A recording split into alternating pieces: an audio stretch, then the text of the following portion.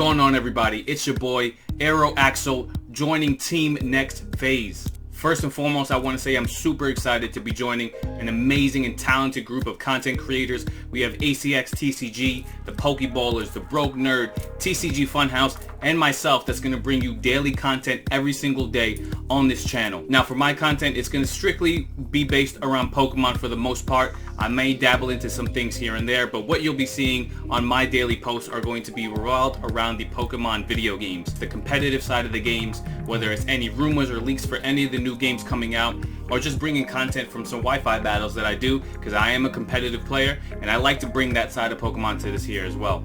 So today we're going to dive into Pokemon Legends Arceus. I am super excited for this game, and there's a ton of content that has not been released yet, but we do have a little bit of information that's being spread around, spread around the internet here and there, that I want to kind of touch on and just kind of get what your thoughts look like and kind of get your perspective and what you want to see from Legends Arceus. So without further ado, let's dive into some of these rumors and let's discuss. Alright, so let's dive into the news. So first and foremost, this is coming from Dexerto.com and pretty much covering everything that has been leaked so far for Pokemon Legends Arceus. Now, when this game was first announced, super excited. I mean, it honestly blew all of us away. It was one of those surprise hits that we did not expect, and this honestly looks like the game that all of us Pokemon fans have been dreaming of for years. So let's really quickly go down what some of this is. Now, one of the biggest and first leaks that we've seen actually pop up is some of the beta images before the actual game's trailer was released. Now, as you can see, one of the Pokemon here, and I'll pop it up on the screen for a closer look. As you can see, the Pokemon itself looks like a Pokemon we've never seen before. It looks like somewhat of a deer Pokemon. It could be, a Stantler, maybe an early form of Stantler, or it could just be a placeholder just for them to test the mechanics, see what these features are going to look like, and then implement an actual Pokemon that we know later on down the road. But from here, it obviously looks like a new Pokemon. This is a silhouette that we've never seen before, but this is giving me the Breath of the Wild vibes that we've all wanted in the Pokemon game since Breath of the Wild came out, right? As we all know, Legends Arceus is set in the past of Sinnoh. So this is going to be the Sinnoh that we somewhat know, but have not really seen any part of in any Pokemon games before. So the main concept and theme of the game is going to be revolved around building the Pokedex and making the Sinnoh region what it was. One of the biggest things that I'm excited for, while I'm also a little nervous about, is the revamped battle system. Now, Pokemon has been tried and true for many years. We've been following the turn-based battle style since Pokemon Red and Blue, and it has not deviated from that ever since then. And as you can see in the screenshots here, wild Pokemon encounters are not going to be running in the grass and then a random encounter pops up. You're going to see these Pokemon in the wild. You're going to see them running around. You're going to encounter it in real time and then get prompted into a battle in that moment. Now that alone is frigging phenomenal. Absolutely love that. Super exciting because it's going to bring that immersion that we've been waiting for these Pokemon games. And they tested it out in Sword and Shield with the wild area, but obviously there's a little left to be wanted when it came to the wild area, but I think they're going to fully realize that here, and I really can't wait to see what that looks like. I'm just nervous that the battle system, if they change it too much, is one of those don't fix what's not broke kind of things, and I'm a competitive battler and I really do enjoy what that turn-based style looks like because it adds to the competitive side of thinking, right? You're picking out your move sets, you're figuring out how to boost your Pokemon's attacks, utilizing abilities, things like that, held items.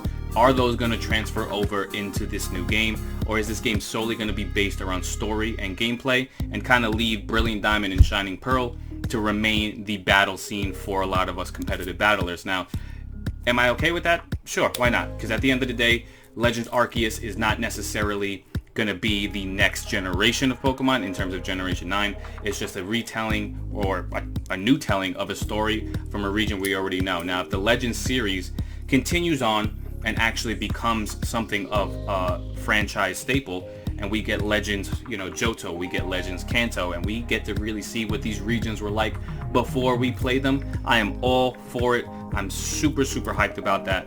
I just really hope that Game Freak really brings this to the light, uses these mechanics for Generation 9, because honestly from here, there is no going back. You can't take all of these amazing new additions, really build a gameplay from bottom up, and not use these this engine for a later game. And one of the things that really threw me off, and I probably should have threw a lot of you off as well in the trailer, was the starters. So we have a mix of Generation 2, Generation 7, and Generation 5 starter Pokemon. We have Cyndaquil, Rowlet, and Oshawott. Now, it's an interesting combination. I mean, I'm a huge fan of Cyndaquil, love Rowlet, and Oshawott, I mean, it depends on the day.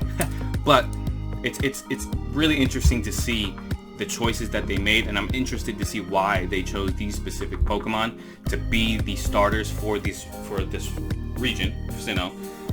Being that, you know, these Pokemon technically weren't part of the Pokedex for Generation 4. They were not introduced, besides Cyndaquil obviously, they were not introduced into later regions. So if we're building a Pokedex, why do these Pokemon exist, and why weren't they part of the Pokedex when we first started if they've seen these Pokemon before? I know it says that they were brought to the region from a professor we don't know, yet to be named, but I'm really interested to see how they made it to that region and why the significance of these particular 3 Pokemon have been put in that place. One of the biggest things here, and I can almost guarantee it here, right? So one of the biggest introductions to the Pokemon franchise was when Pokemon Sun and Moon came out and we got regional variants. We got the Alola forms, they followed through with the Galarian forms, basically giving Pokemon a different alternative to their regular forms, you know, different typings, different designs based on the region and the environments that they're from. Being that this is Sinnoh from thousands of years ago, could there be early forms of Pokemon that we know and love, right? That obviously through the years have changed and adapted to a newer environment. So maybe if the environment's a little bit more harsh, a little bit more, you know, rugged out there, we might see different versions, maybe more aggressive versions of Pokemon that would usually be docile in the Sinnoh region. Or are we going to see Pokemon we've never seen ever before, right? They could be Pokemon that originally lived in Sinnoh and might have migrated to a new region when the environment changed.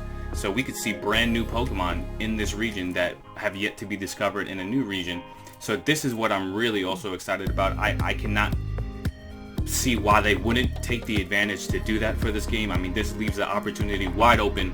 I highly believe that they're going to do something in that vein or sense to do that.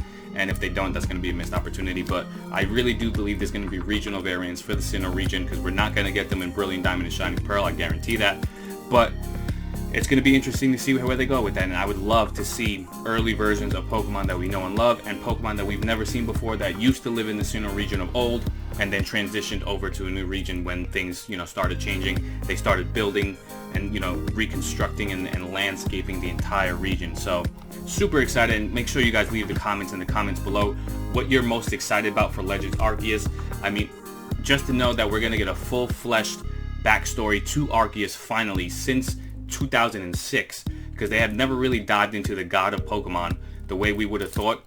We just know he's the god of Pokemon, and it created, you know, Giratina, Dialga, and Palkia, and pretty much every other Pokemon in existence. But I feel this is going to dive into the lore 10 times more than we've ever seen before.